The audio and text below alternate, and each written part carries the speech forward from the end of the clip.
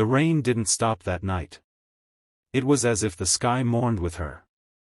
Claire stood outside room 9 of the Sunset Motel, her baby girl bundled tightly in her arms, her suitcase damp and wheels caked with mud. Her eyes were red, not just from exhaustion, but from crying all the way from the courthouse to this broken-down place she now had no choice but to call home, at least for now. She fumbled with the key, and when the rusted door finally opened, the smell of old cigarettes and cleaning chemicals hit her like a wall. The room was small, just a stained mattress, a dusty table, and a flickering lamp, but it was all she could afford. The divorce had left her with barely anything, no car, no support, and a heart full of regret. But she still had her daughter, Mia. That was everything. Claire laid her baby down gently on the bed and whispered, "I'll fix this, somehow." Next door. In room 10, Jake was trying to silence the screams inside his head. It had been a year since he'd left the military. He was supposed to be home, safe, but the battlefield still lived inside him. The motel was cheap, quiet, most nights. That's what he needed. That night, however, the thin walls betrayed secrets. A soft sobbing. A baby's faint cries. And a voice, fragile, desperate, whispering lullabies to keep herself together. Jake sat up on the edge of his bed. Something in him stirred. He didn't knock. Not that night. But he listened. And he remembered what loneliness felt like when it wrapped around your ribs and squeezed so tight you forgot how to breathe. The encounter.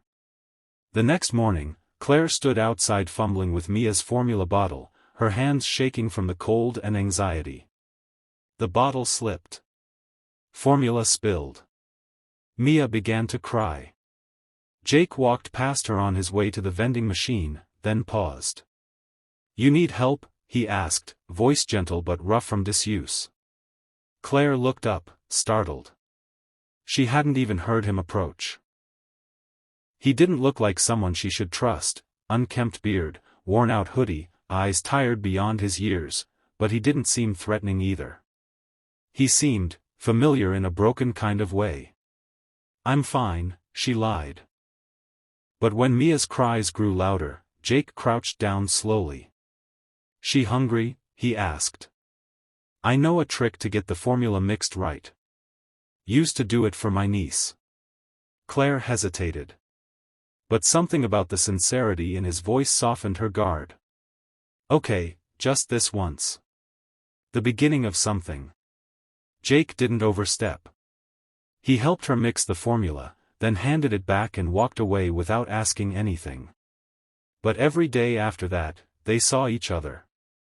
He'd leave little things outside her door, bottles of water, a small packet of baby wipes, a granola bar. Nothing big. But enough to say, "You're not invisible." Claire, for the first time in months, felt noticed. They began to talk. Just 5 minutes at a time, sometimes in the parking lot, sometimes outside their rooms. Jake told her he was working part-time at the auto shop nearby.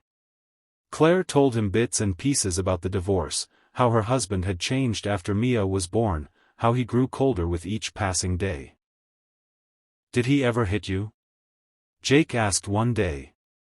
Claire looked away. "No. But some wounds don't show on skin." Jake nodded. He understood too well. Challenges faced. Claire tried applying for jobs, but few wanted to hire a single mom without a car or stable housing.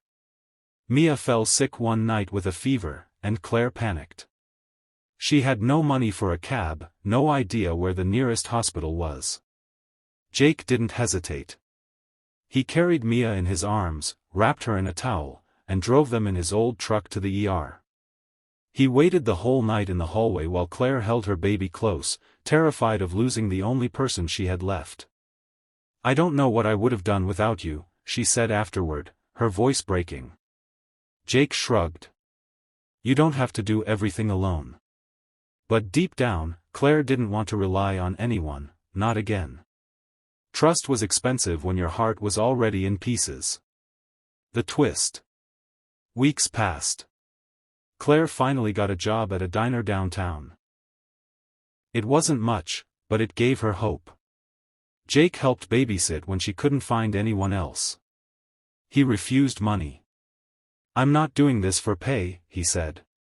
But Claire wanted more for Mia. So she kept pushing. Saving. And dreaming. Then one day, she came back to the motel to find room 10, empty. Jake was gone. No note. No goodbye. Just silence. Her heart sank. Had she leaned too much on him? Did he leave because she became a burden? A new chapter. 2 months later, Claire had saved enough for a tiny one-bedroom apartment. Life was still hard, but manageable. Mia was healthy. Claire had begun writing again, something she hadn't done since college. One afternoon, she dropped by a local bookstore. On the counter sat a children's book, The Girl with the Broken Bike, by Jake Lawrence. The cover illustration showed a single mother and a little girl standing at a motel door. Heart pounding, Claire flipped to the back. 2 months later, Claire had saved enough for a tiny one-bedroom apartment. Life was still hard, but manageable. Mia was healthy. Claire had begun writing again, something she hadn't done since college. One afternoon, she dropped by a local bookstore. On the counter sat a children's book, The Girl with the Broken Bike, by Jake Lawrence. The cover illustration showed a single mother and a little girl standing at a motel door. Heart pounding, Claire flipped to the back. The author's note read: "To all the women rebuilding their lives one breath at a time. And to the little girl whose laugh gave me back my light. You and your mama saved me too." Message for the audience. Sometimes, healing doesn't come from love stories or perfect endings. It comes from small acts of kindness. From strangers who stay just long enough to remind us we're still worthy of being seen. Claire never saw Jake again. But she didn't need to. Because he had given her something more powerful than rescue. Hope.